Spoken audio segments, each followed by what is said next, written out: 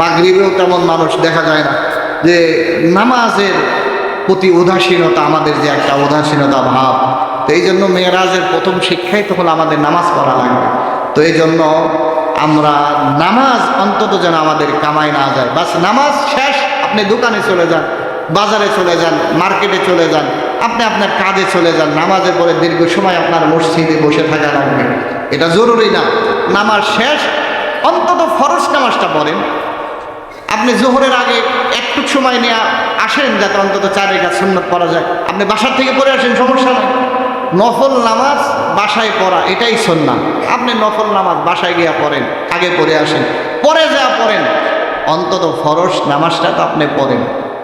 এই অনুভূতিটা আমাদের ভিতরে জাগ্রত হওয়ার দরকার। অন্তত ফরজ নামাজটা যেন আমরা পড়তে পারি।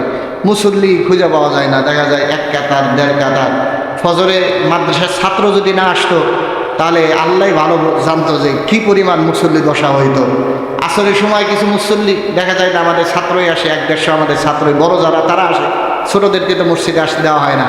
তো এই ছাত্ররা আসে, দেখা যায় কিছু মুসল্লি পাওয়া যায়।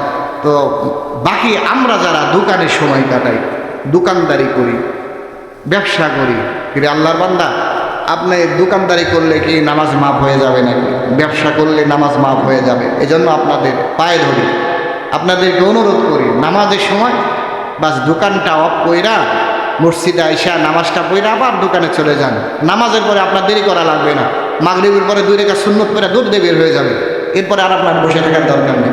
ইশার পরে 2 রাকাত সুন্নত পড়েন, 3 রাকাত বিতের পরে আপনি চলে যান মসজিদে, আপনার বসে থাকার দরকার নেই। আপনার যদি এত ব্যস্ততা থাকে, তারপরও আপনি অন্তত এই সময় 10টা মিনিট সময় মসজিদে দিয়া অন্তত নামাজগুলো আদায় করেন। বাকি নামাজের আলোচনা আসবে যখন মেরাজের আলোচনায় আসবে। তা আমি এই কয়দিন দেখলাম যে মুসল্লির সংখ্যা খুবই কম। তো এই জন্য আমার এটা দায়িত্ব আপনাদেরকে বলা, যারা দোকানপাট ব্যবসা বাণিজ্য করি, এলাকায় মহল্লায় থাকি, অন্তত নামাজ যেন আমাদের না ছুটে যায় ভাই, আমরা একটু খেয়াল করবো। আল্লাহ তাআলা জামাতের সাথে আমাদের নামাজ পড়ার সুযোগ দেন, বলে না আমিন।